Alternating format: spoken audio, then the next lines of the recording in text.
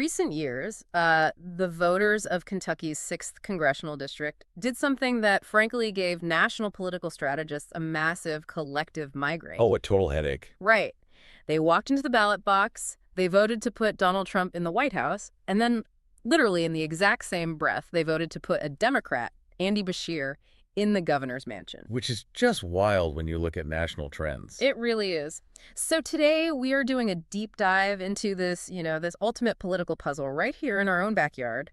We're looking at the May 19th Democratic primary for Ky6. And it's a fascinating paradox because to understand why this district is suddenly sort of the center of the political universe locally, you have to look at the massive power vacuum that just opened up. Yeah, Andy Barr.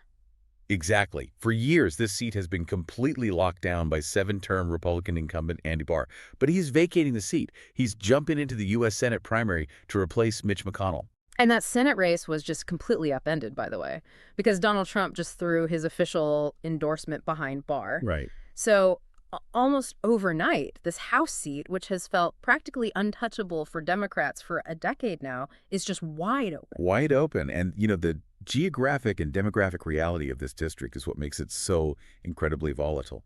If you're listening to this broadcast, you likely live right in the middle of it. Yeah, Ky6 wraps right around the Lexington metro area, but then it pulls in the rural bluegrass and kind of stretches out into the mountains of eastern Kentucky. Exactly. And let's talk about the math for a second, because the voter registration here is perfectly balanced. I mean, on a knife's edge. It's crazy. It is almost exactly 44% registered Democrat and 44% registered Republican. With independents making up the rest. Yeah, it is a true 50-50 split, which means, the median voter theorem is in full effect, but with a twist. Because voters here aren't strictly bound by party lines. I mean, the fact that they split their tickets for Trump and Beshear tells us they are highly elastic. Highly elastic. They'll cross party lines, but only if the candidate solves a very specific psychological equation for them. And that equation is exactly what we are going to try to solve today.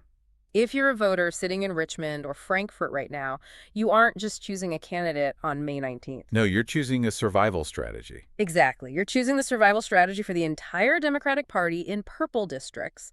We're going to analyze the 4 distinct Democrats vying for this nomination. We want to know, basically, what is the mathematical recipe for a Democrat to actually win in Trump country? Right. What is each candidate's strategic gamble?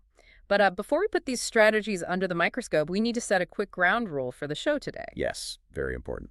Just a quick disclaimer as we dive into this. You are going to hear us talk about heavily polarized, politically charged topics today. Yeah, arguments from the left, arguments from the right. Right.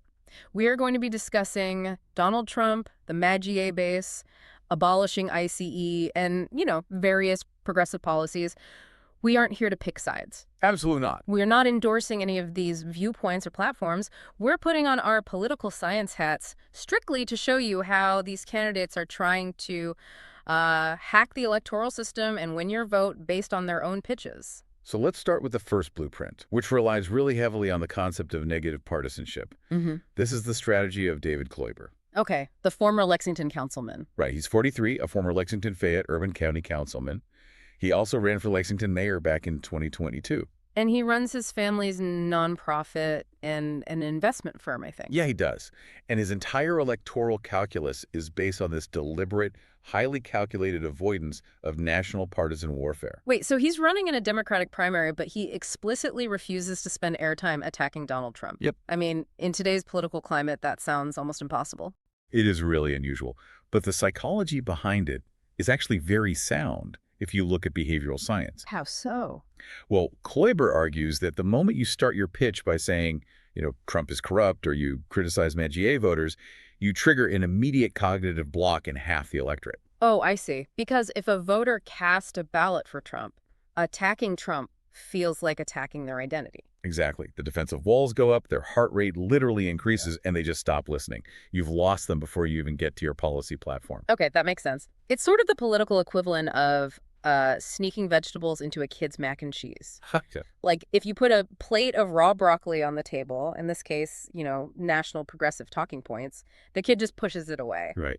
But Kloiber wants to take liberal policy ideas and package them in a way that conservative-leaning voters can swallow without triggering that partisan gag reflex. That is a perfect way to visualize it. He ignores the national noise completely. Instead, his focus is relentlessly local and economic, Yeah. kitchen table issues. Healthcare, wages, that kind of thing. Yeah, he tells voters, I'll get you the health care you paid for, I'll get your wages up, and I'll make your employer happy to do it, and I'll make housing affordable. He is just trying to completely de-escalate the culture war. And he is heavily invested in this de-escalation strategy. I mean, literally. Oh, yeah. Looking at the campaign finance reports, of the roughly $200,000 his campaign reported raising by the end of March, the vast majority of it, like $127,000, was a personal loan from himself. Right. He is self-financing this theory that lowering the temperature is the only way a Democrat survives a 44-44 district. But here is where the Democratic Party is totally fractured on strategy. Because while Kloiber thinks lowering the temperature is the cure, our next candidate believes lowering the temperature is the exact disease killing the Democratic Party. Enter Erin Petrie. Yep.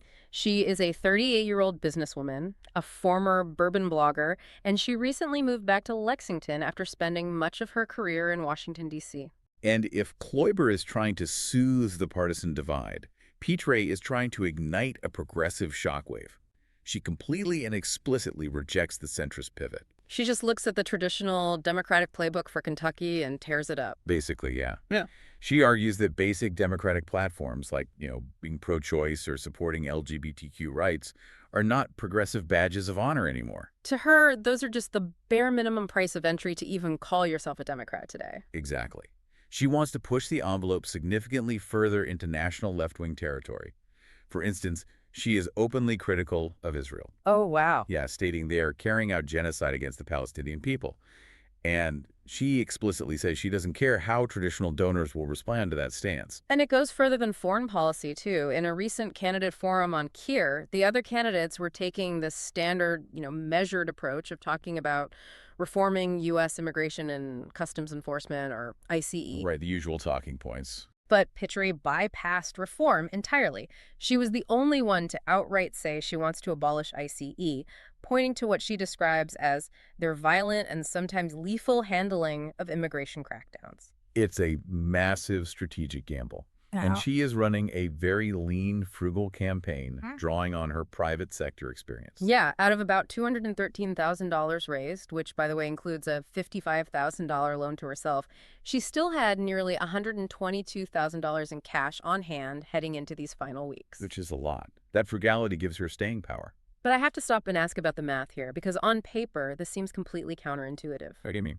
Well, if you are running in a district that went for Donald Trump, a district that is deeply concerned with border security, doesn't running on a national platform of abolish IC risk alienating the exact moderate ticket-splitting voters you desperately need to hit that 51% threshold in November?